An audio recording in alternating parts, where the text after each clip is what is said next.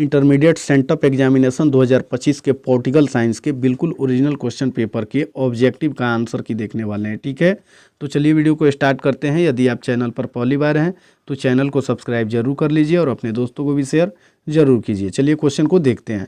इसके पहले वाला वीडियो में हम पूरा इसका सब्जेक्टिव का आंसर अपलोड कर चुके हैं, उसको नहीं देखे हैं तो उसको देख लीजिएगा। ठीक है, चलिए इसमें क्वेश्चन को देखते हैं। देखिए, इसमें 1 से 100 तक ऑब्जेक्टिव क्वेश्चन आपके एग्जाम में पूछा गया है, जिनमें से चुन करके मात्र आपको 85 प्रश्नों का उत्तर देना है।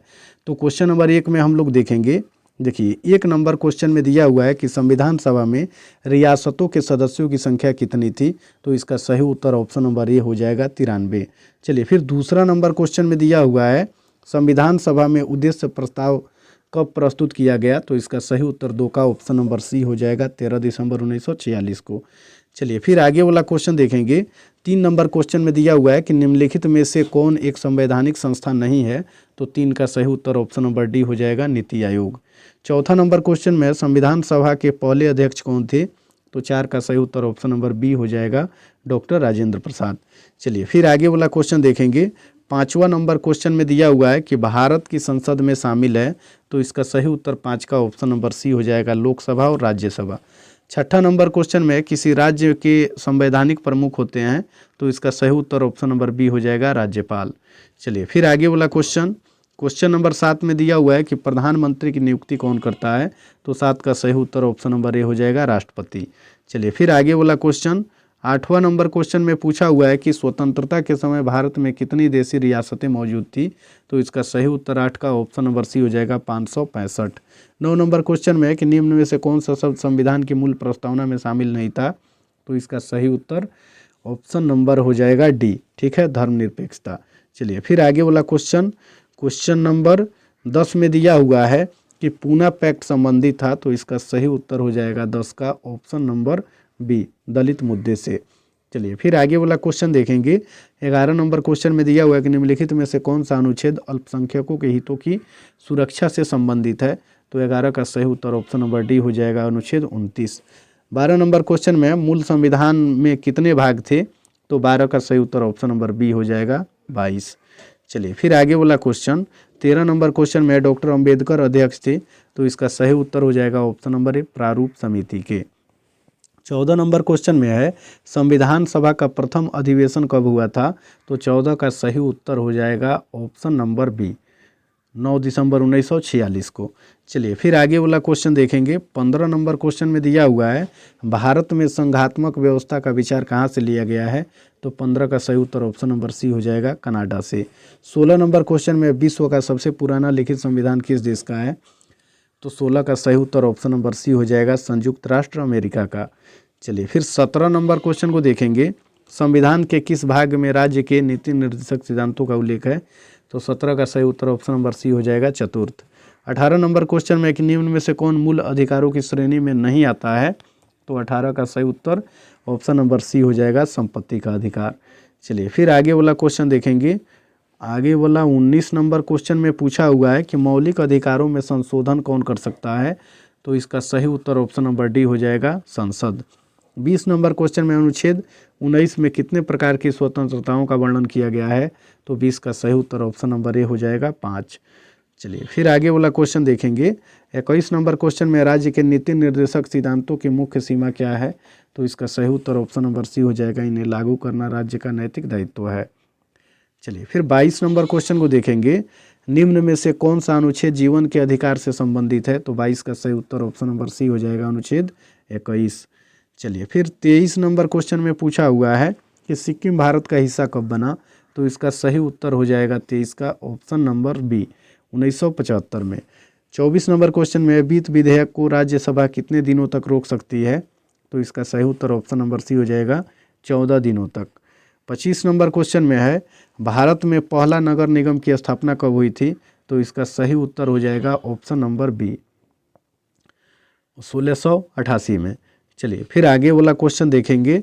26 नंबर क्वेश्चन में है मंत्रिपरिषद सामूहिक रूप से किसके प्रति उत्तरदायी होता है। तो 26 का सही उत्तर ऑप्शन नंबर सी हो जाएगा संसद के। ठीक है, चलिए फिर आगे वाला क्वेश्चन देखेंगे। क्वेश्चन नंबर 27 में दिया हुआ है कि पहली लोकसभा का गठन कब हुआ था, तो 27 का ऑप्शन नंबर सी हो जाएगा 1952। 28 नंबर क्वेश्चन में नागरिकता से संबंधित प्रावधान संविधान के किस भाग में वर्णित है, तो इसका सही उत्तर ऑप्शन नंबर बी हो जाएगा 2। चलिए 29 नंबर क्वेश्चन में पूछा हुआ है कि भारत के संविधान में कुल कितने अध्याय हैं, तो 29 का सही उत्तर ऑप्शन नंबर बी हो जाएगा 22। चलिए 30 नंबर क्वेश्चन में है कि निम्न में से कौन सी नियुक्ति राष्ट्रपति द्वारा नहीं की जाती है, तो 30 का सही उत्तर ऑप्शन नंबर डी हो जाएगा लोकसभा अध्यक्ष का। 31 नंबर क्वेश्चन को देखेंगे, भारत में वास्तविक कार्यपालिका शक्ति का प्रयोग कौन करता है, तो 31 का सही उत्तर ऑप्शन नंबर ए हो जाएगा राष्ट्रपति। 32 नंबर क्वेश्चन को देखेंगे, इसमें दिया हुआ है कि भारत के राष्ट्रपति को अपने पद से कैसे हटाया जा सकता है, तो 32 का सही उत्तर ऑप्शन नंबर बी हो जाएगा महाभियोग के द्वारा। 33 नंबर क्वेश्चन में संविधान दिवस कब मनाया जाता है, तो इसका सही उत्तर 33 का ऑप्शन नंबर बी हो जाएगा 26 नवंबर को। चलिए फिर आगे वाला क्वेश्चन 34 नंबर क्वेश्चन में अनुच्छेद 355 का पहली बार प्रयोग किया गया था, तो इसका सही उत्तर ऑप्शन नंबर बी हो जाएगा पंजाब में। चलिए फिर आगे वाला क्वेश्चन 35 नंबर में राज्य निर्वाचन आयुक्त की नियुक्ति कौन करता है, तो 35 का सही उत्तर ऑप्शन नंबर बी हो जाएगा राज्यपाल। 36 नंबर क्वेश्चन को देखेंगे, स्वतंत्र भारत की पहली महिला मुख्यमंत्री कौन थी, तो इसका सही उत्तर ऑप्शन नंबर ए हो जाएगा सुचेता कृपलानी। चलिए आगे वाला क्वेश्चन 37 नंबर क्वेश्चन में है कि संयुक्त राष्ट्र संघ के चार्टर में किस व्यवस्था को स्थान दिया गया है, तो 37 का सही उत्तर ऑप्शन नंबर ए हो जाएगा सामूहिक सुरक्षा। आगे वाला क्वेश्चन देखेंगे 38 नंबर क्वेश्चन में है कि भारत में संविधान के अंतर्गत मूल अधिकारों का संरक्षक कौन होता है, तो 38 का सही उत्तर ऑप्शन नंबर सी हो जाएगा सर्वोच्च न्यायालय।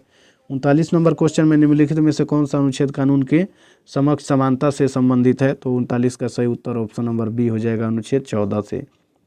चलिए फिर आगे वाला क्वेश्चन नंबर 40 में दिया हुआ है कि निम्न में से कौन सा एक भारतीय नागरिकों का मूल्य कर्तव्य है, तो इसका सही उत्तर 40 का ऑप्शन नंबर डी हो जाएगा कोई नहीं। ठीक है,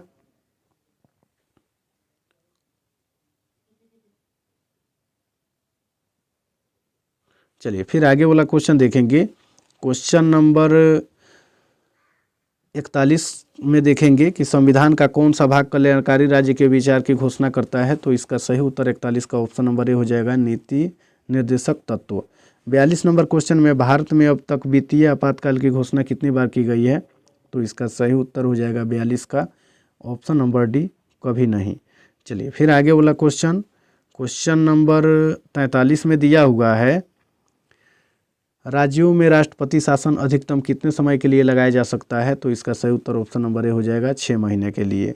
44 नंबर क्वेश्चन में कि संविधान के प्रथम अनुच्छेद के अनुसार भारत ऑप्शन नंबर बी राज्यों का संघ है। ठीक है, चलिए फिर आगे वाला क्वेश्चन नंबर 45 में कि नए राज्य के गठन की शक्तियां निहित है, तो 45 का सही उत्तर ऑप्शन नंबर ए हो जाएगा संसद में। 46 नंबर क्वेश्चन को देखेंगे, इसमें दिया हुआ है कि निम्नलिखित में से कौन सा एक भारतीय संविधान का दर्शन नहीं है, तो 46 का सही उत्तर ऑप्शन नंबर बी हो जाएगा समाजवादी राज्य। 47 नंबर क्वेश्चन को देखेंगे, निम्न में से कौन सा विधेयक राज्यसभा में प्रस्तुत नहीं किया जा सकता है, तो 47 का सही उत्तर ऑप्शन नंबर ए हो जाएगा धन विधेयक। चलिए फिर 48 नंबर क्वेश्चन में दिया हुआ है राष्ट्रपति किस विधेयक पर अपने वीटो की शक्ति का प्रयोग कर सकते हैं, तो 48 का सही उत्तर ऑप्शन नंबर डी हो जाएगा गैर धन विधेयक। 49 नंबर क्वेश्चन में उपराष्ट्रपति राज्यसभा का, तो इसका सही उत्तर ऑप्शन नंबर बी हो जाएगा पदेन अध्यक्ष होता है।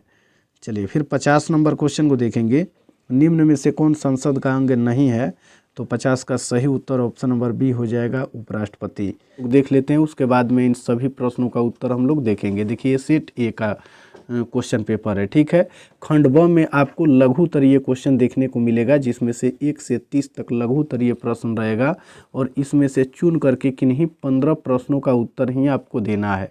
ठीक है, और प्रत्येक प्रश्न के लिए 2 अंक आपको मिलेंगे, तो कुल आपको जितना प्रश्नों का उत्तर देना है 40 से 60 शब्दों के भीतर में ही आपको प्रश्नों का उत्तर देना है, तभी आपको 2 अंक मिलेंगे। और 15 प्रश्न को ही बनाना है, ये 30 अंक का लघु उत्तरीय क्वेश्चन है।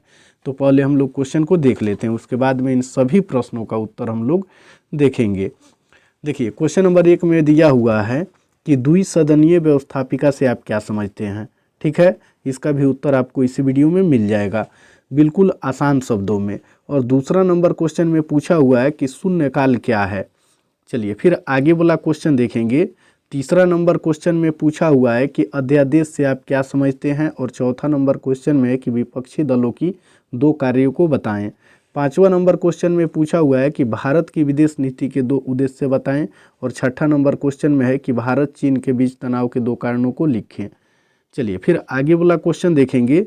सातवां नंबर क्वेश्चन में दिया हुआ है कि पंचशील क्या है, और आठवां नंबर क्वेश्चन में है राष्ट्रीय आपातकाल क्या है, और नौवें नंबर क्वेश्चन में है संयुक्त राष्ट्र संघ के दो मुख्य उद्देश्य क्या हैं।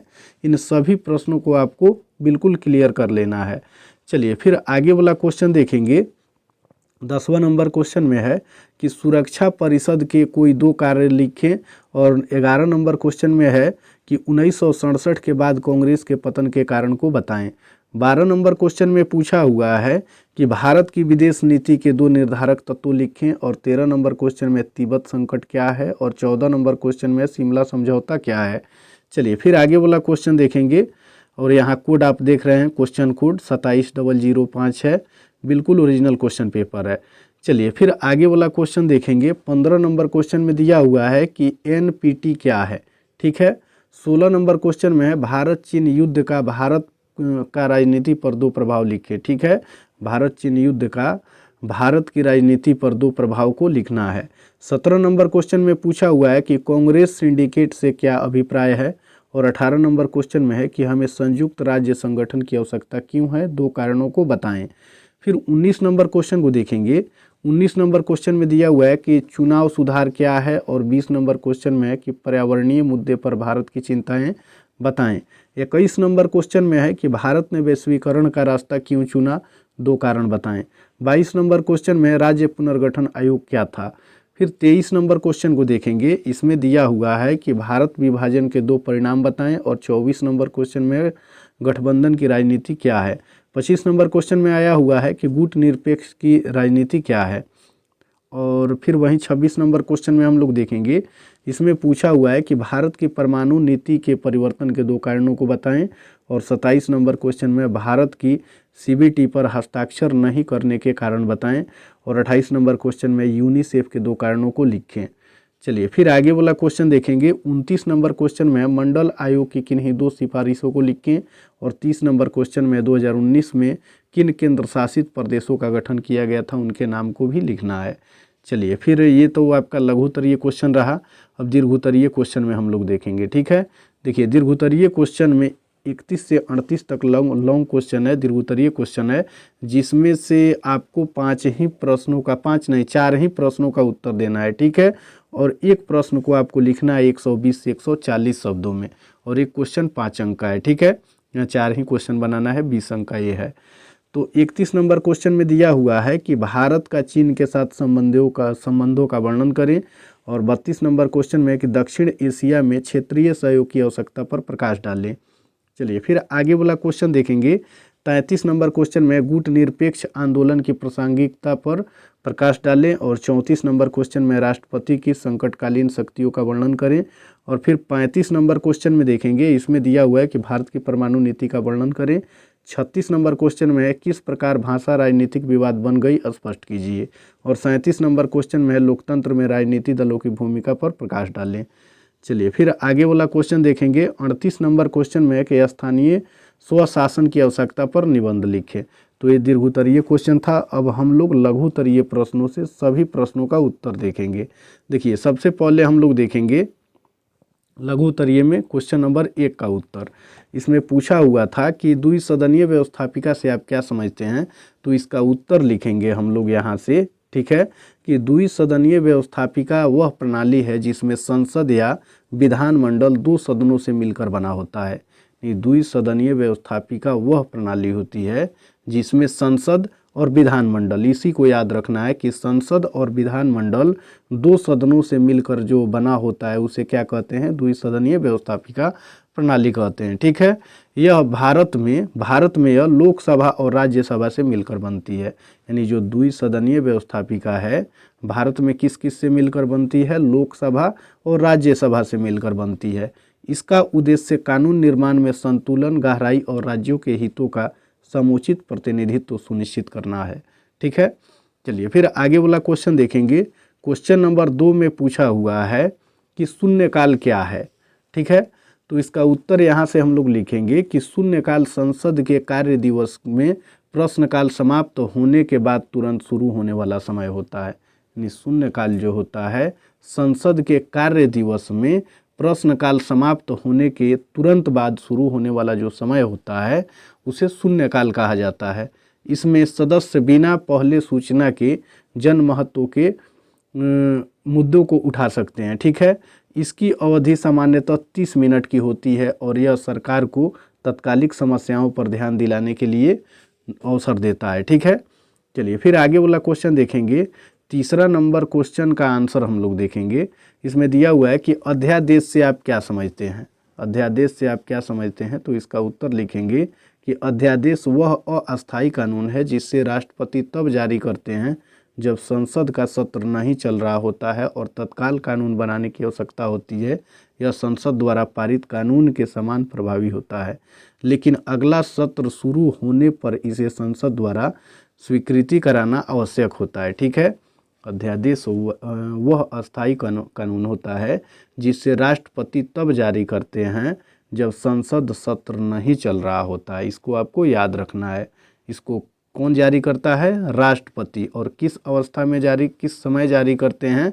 जब संसद का सत्र नहीं चल रहा होता है और तत्काल कानून बनाने की आवश्यकता होती है, तब अध्यादेश को लाया जाता है। ठीक है, यह संसद द्वारा पारित कानून के समान ही प्रभावी होता है। यानी जैसे संसद से कानून जो पारित होते हैं उसी के प्रकार ये समान रूप से प्रभावी होता है, लेकिन यह अगला सत्र शुरू होने पर इसे संसद द्वारा स्वीकृति कराना आवश्यक हो जाता है। ठीक है, चलिए फिर आगे वाला क्वेश्चन देखेंगे।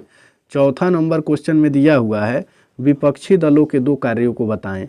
तो इसमें लिखेंगे कि विपक्षी दल सरकार की नीतियों और कार्यों की आलोचनात्मक समीक्षा कर लोकतांत्रिक संतुलन बनाए रखती है। ठीक है, विपक्षी जो दल है उस सरकार की जितनी भी नीतियां और कार्य होती है उनका आलोचनात्मक समीक्षा करके लोकतांत्रिक संतुलन बनाए रखने का कार्य करती है।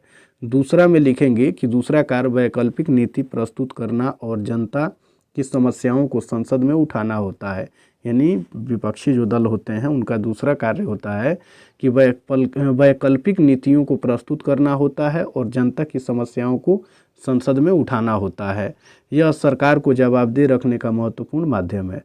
चलिए फिर आगे वाला क्वेश्चन देखेंगे। 5वां नंबर क्वेश्चन में दिया हुआ है कि भारत की विदेश नीति के 2 उद्देश्य बताएं। तो इसमें उत्तर हम लोग यहाँ से लिखेंगे कि भारत की विदेश नीति के मुख्य उद्देश्य विश्व शांति बनाए रखना और राष्ट्रीय हितों की रक्षा करना है। भारत की विदेश नीति का मुख्य उद्देश्य क्या है?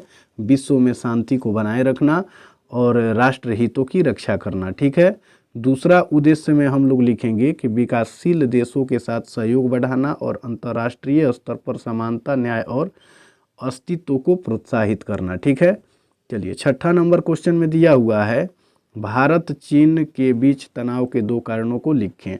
तो उत्तर में यहाँ से हम लोग लिखेंगे कि भारत चीन तनाव के प्रमुख कारण सीमा विवाद, विशेषकर लद्दाख और अरुणाचल प्रदेश के क्षेत्रों में, और चीन द्वारा पाकिस्तान को सामरिक समर्थन देना है। भारत और चीन के बीच का जो प्रमुख रूप से तनाव है वो सीमा विवाद है। क्या है? सीमा विवाद। और सीमा विवाद है कहाँ पर? तो विशेष रूप से लद्दाख और अरुणाचल प्रदेश के क्षेत्रों में है। इसी के कारण भारत और चीन में तनाव होता है। इसके साथ ही चीन के द्वारा पाकिस्तान को सामरिक समर्थन देना, ठीक है, ये भी भारत चीन के विवाद का एक कारण है। ठीक है, चलिए इसके अलावा इसमें हम लोग लिखेंगे कि इसके अलावा भारत के पड़ोस में चीन की बढ़ती सैन्य गतिविधियां भी तनाव का एक प्रमुख कारण है। चलिए फिर आगे वाला क्वेश्चन देखेंगे। 7वां नंबर क्वेश्चन में दिया हुआ है पंचशील क्या है। ठीक है, तो इसमें लिखेंगे कि पंचशील भारत और चीन के बीच 1954 में स्वीकार किए गए 5 सिद्धांतों का समूह है। एक दूसरे की क्षेत्रीय अखंडता का सम्मान, आंतरिक मामलों में हस्तक्षेप न करना, समानता, शांतिपूर्ण सह-अस्तित्व और परस्पर लाभ। यह अंतर्राष्ट्रीय संबंधों में शांति और सहयोग को बढ़ावा देने का आधार है। ठीक है, इसे ही पंचशील कहा जाता है। चलिए फिर आगे वाला क्वेश्चन देखेंगे। 8वां नंबर क्वेश्चन में दिया हुआ है कि राष्ट्रीय आपातकाल क्या है। तो इसका उत्तर लिखेंगे कि राष्ट्रीय आपातकाल तब लगाया जाता है जब देश की सुरक्षा पर गंभीर खतरा हो। ठीक है, जैसे युद्ध, बाहरी आक्रमण या आंतरिक सशस्त्र विद्रोह की स्थिति में। इसे राष्ट्रपति अनुच्छेद 352 के तहत घोषित करते हैं। आपातकाल लागू होने पर केंद्र सरकार को राज्यों पर अधिक अधिकार मिल जाते हैं। ठीक है, जैसे ही आपातकाल लागू होता है तो केंद्र सरकार को राज्यों पर अधिक अधिकार मिल जाते हैं। चलिए फिर आगे वाला क्वेश्चन देखेंगे। क्वेश्चन नंबर 9 में 9 नंबर क्वेश्चन में पूछा हुआ है संयुक्त राष्ट्र संघ के 2 मुख्य उद्देश्य क्या हैं? तो इसका उत्तर लिखेंगे संयुक्त राष्ट्र संघ का मुख्य उद्देश्य विश्व शांति और सुरक्षा को बनाए रखना है। जो संयुक्त राष्ट्र संघ है उसका मुख्य उद्देश्य ही है कि विश्व में शांति रहे और विश्व में सुरक्षा कायम रहे। ठीक है। दूसरा उद्देश्य अंतर्राष्ट्रीय सहयोग को बढ़ावा देना है, मानवीय अधिकारों की रक्षा करना और वैश्विक समस्याओं जैसे गरीबी, बीमारी तथा शिक्षा पर सदस्य देशों को सहयोग करना है। ठीक है। चलिए फिर आगे वाला क्वेश्चन देखेंगे। 10 नंबर क्वेश्चन में दिया हुआ है सुरक्षा परिषद के 2 कार्यों को लिखें। तो इसका उत्तर लिखेंगे कि सुरक्षा परिषद का कार्य अंतर्राष्ट्रीय शांति को बनाए रखना और विवादों को शांतिपूर्ण तरीकों से सुलझाना है। ठीक है।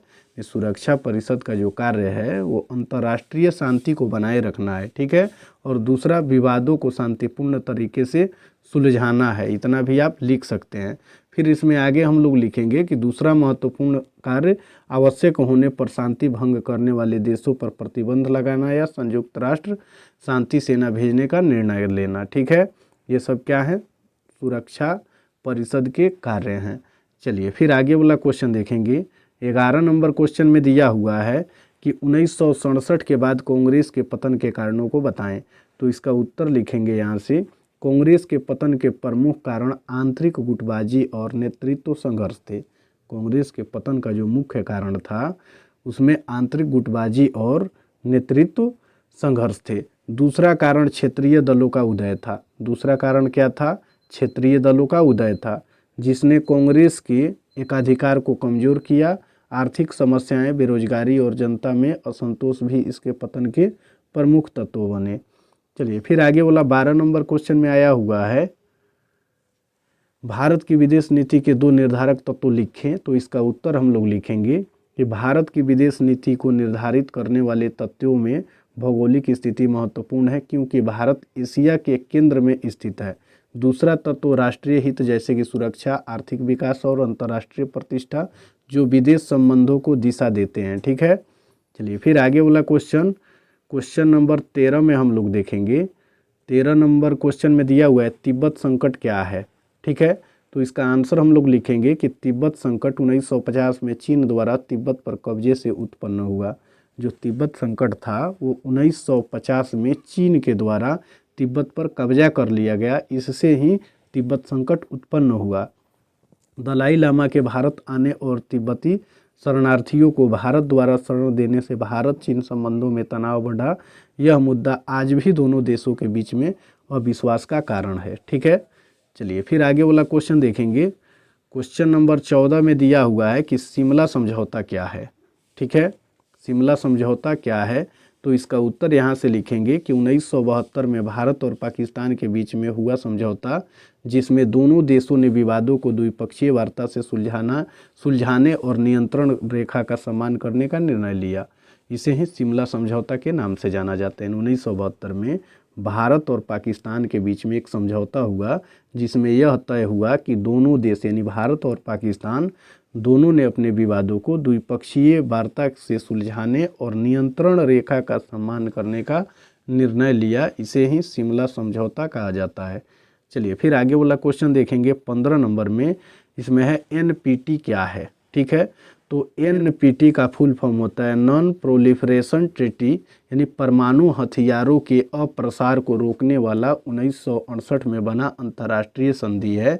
इसका उद्देश्य परमाणु हथियारों के फैलाव को सीमित करना और शांतिपूर्ण परमाणु उपयोग को बढ़ावा देना। इस नंबर क्वेश्चन में है कि भारत का चीन के साथ संबंध, और इसका आंसर देना है 120 शब्दों में कम से कम।